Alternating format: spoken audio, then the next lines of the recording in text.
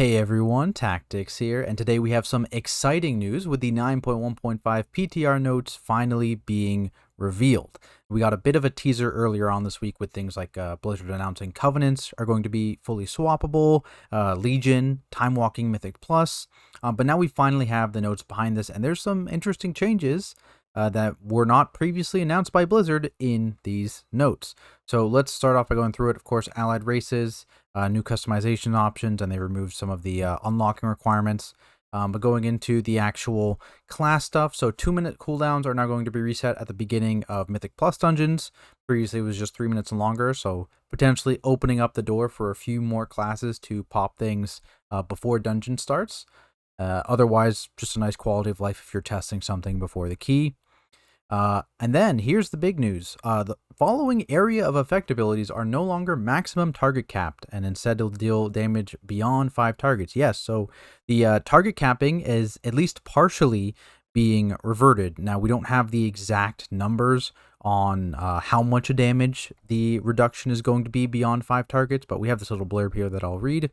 So with the launch of Shadowlands, we reduced the maximum number of targets that several abilities could hit specifically to address a few gameplay problems related to pulling a large number of enemies in dungeons. Players often refer to these changes as the AoE target cap. Our intention was to reduce the effectiveness of burst AoE buttons against large target counts, i.e. 15 to 20 enemies, while also increasing their effectiveness against fewer targets, so 3 to 5 enemies. Communicating that strength clearly in the tooltip as well. The abilities that remained uncapped were generally ones that offered lower damage over a longer period of time, such as Blizzard or Consecration. Along with other changes, we set out to move away from the pull as many enemies as possible, use all your cooldowns and delete them, as the predominant strategy across various forms of content. We received a lot of feedback that these abilities not hitting enemies in their range in any way creates a feel problem for WoW combat, but is also an issue for trivial encounters such as legacy content. For many of the abilities that underwent the change from uncapped to a strict target cap in 9.0, we're converting the damage to reduced beyond 5 targets.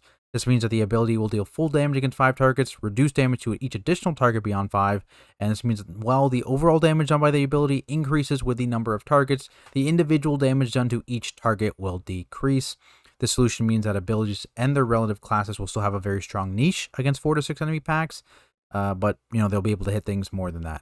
So they say tuning is going to change the results. We'll see what the final numbers end up being, but this is exciting news for everyone on this list here. These are all the abilities.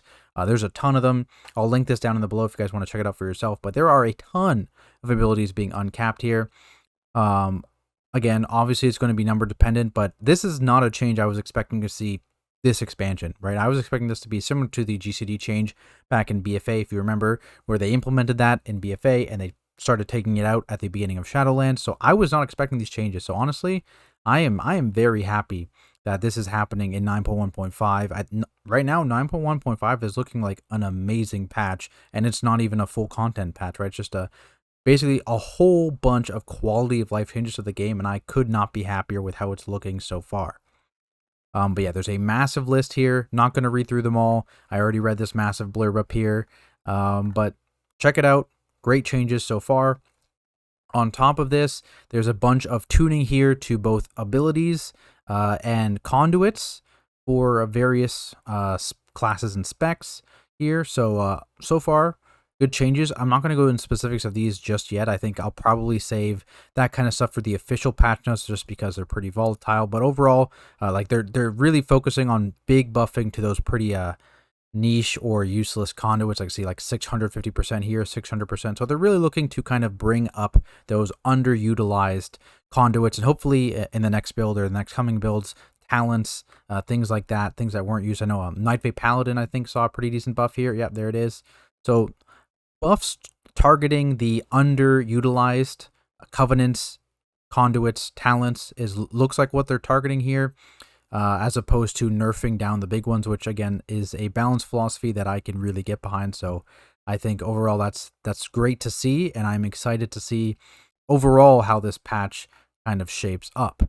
On top of the class tuning stuff, just as I mentioned at the beginning, covenants are going to be fully swappable. So once you reach a high renown threshold, I'm not sure if it's been confirmed yet. It's not in this PTR build, but it's just an announce here. I'm assuming it's going to be at 80 because that's the number that kind of makes sense. You only need to get that on one character, and then it's account wide. Once you get it on that one character, you'll be able to freely swap between covenants. And this is nice because alongside the change that went live, I believe this week, the anima cap went up to 200,000 anima, up from 35,000, and you're also going to be able to use your cosmetic items across covenants, no matter what covenant you're a part of. So just nice quality of life changes there. Conduit energy, of course, is now gone, so big plus for that. The Maw intro is also now skippable. And then, of course, there's new things. There's new hunter pets to collect. There's new soul shapes, critter shapes, druid travel forms. Just a bunch of great things, like I mentioned. Going down to Legion Time Walking now, we have a little bit more detail about what exactly is going to go on with the Legion Time Walking. So 2 weeks the first time it runs. Every other time it'll be 1 week.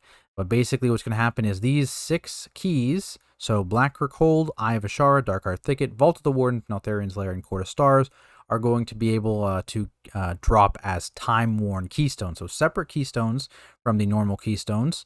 And basically you can just talk to Toss Up to get a key in Oribos. And these are going to scale just like regular Mythic Plus dungeons. They will drop loot the same eye level of Mythic Plus dungeons, obviously from those dungeons loot tables. So yes, you can get maybe some new interesting trinkets from these dungeons here, and you'll be able to upgrade them with Valor as well, all the way up to 246. The only thing, though, they will not actually show up in your Great Vault. Here it is. They will count towards your weekly Great Vault, but they will not show up in your Great Vault. So the highest you'll be able to get these items is 246, which is still pretty interesting. I'm sure there's going to be at least 1 or 2 trinkets that are going to be very, very sought after during this event. So honestly, I'm all for it.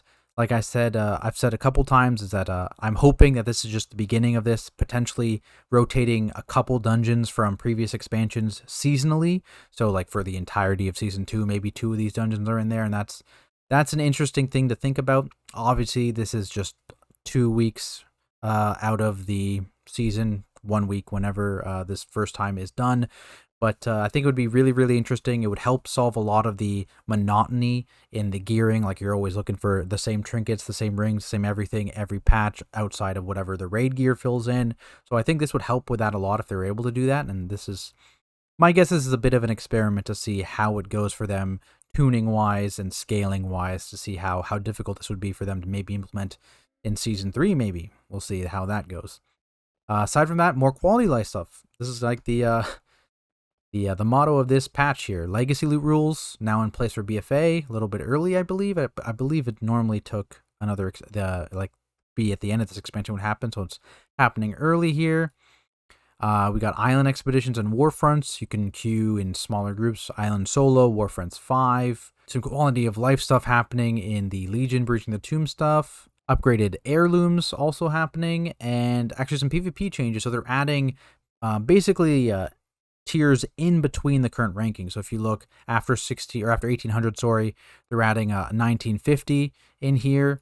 Below they're adding 1200, sorry, also. That wasn't there before. And just a little bit of a step in between the previous ranks to kind of smooth out that gearing curve, which I think a lot of PvP players will be happy about. I can't see anything bad with doing this, so I'm sure they will be. This is overall a pretty good change for PvP. Obviously, I don't PvP too much, but it looks, face value, pretty decent.